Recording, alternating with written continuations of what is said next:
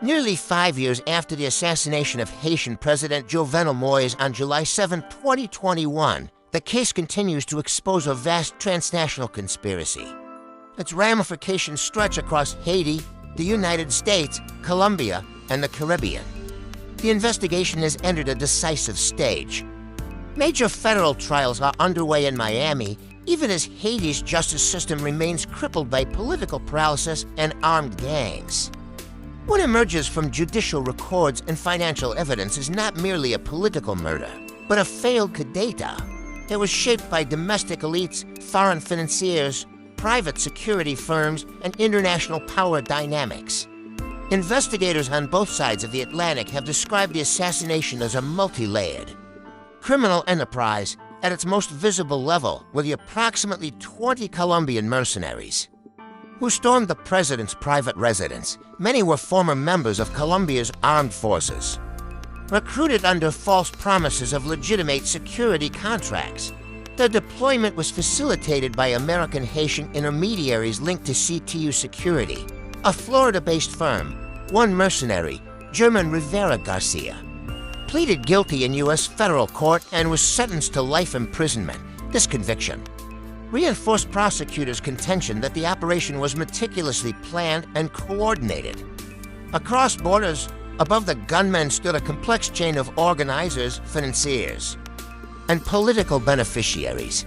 U.S. and Haitian investigators identified Christian Emmanuel Sanan, Joseph Felix Barrio, and John Joel Joseph as key architects. Sanan, a Haitian-American physician, had envisioned himself as Moïse's successor and drafted plans for a new government. Evidence indicated the objective extended beyond assassination to regime replacement.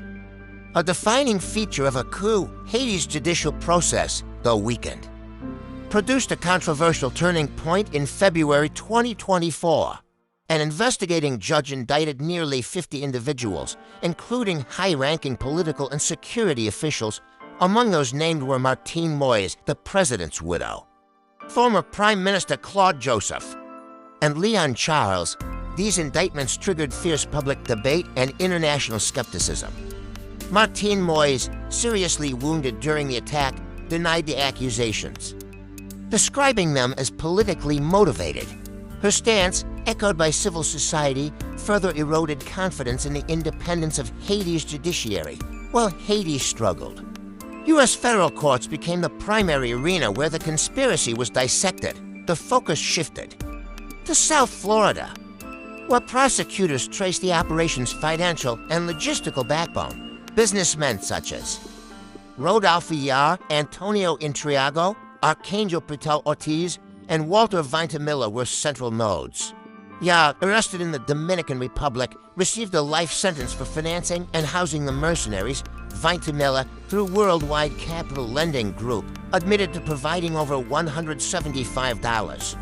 Zero in funding, the Dominican Republic emerged as a crucial logistical rear base in the unfolding.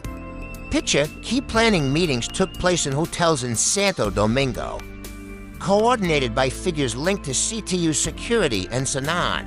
Dominican territory served as a transit zone for suspects and mercenaries entering Haiti and an escape route. Yar's capture there underscored the island's role as both refuge and hub in the plot's geography. Finance, rather than ideology, appears as one of the strongest driving forces behind the conspiracy. Investigations revealed extensive use of Haitian and international banking systems to move funds. Funds were destined for recruitment, weapons, housing, and logistics. Unibank and SoBank appeared in records.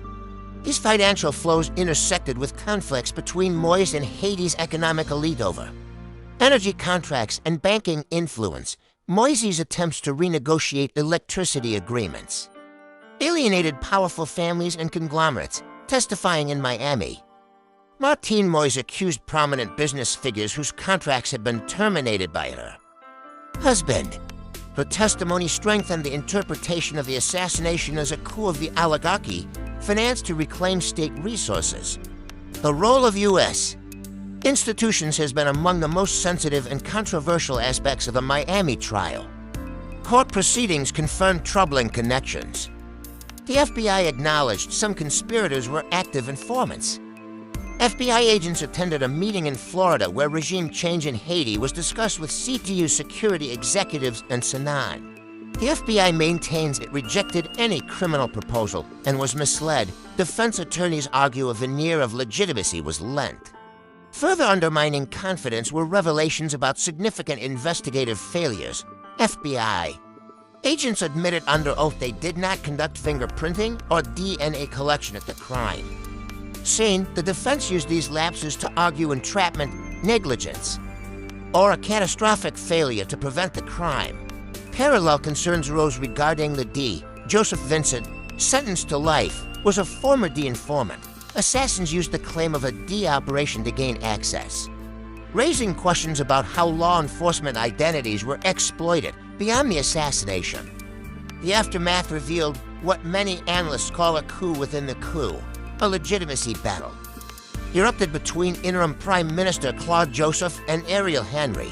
The decisive intervention came not through Haitian institutions but through diplomacy. The core group of foreign ambassadors publicly endorsed Ariel Henry, a move critics derided as a Twitter coup. Suspicion deepened when phone records revealed Joseph Felix Badio contacted Ariel Henry after the assassination when prosecutors sought to question Henry. He dismissed the Justice Minister and the investigating prosecutor.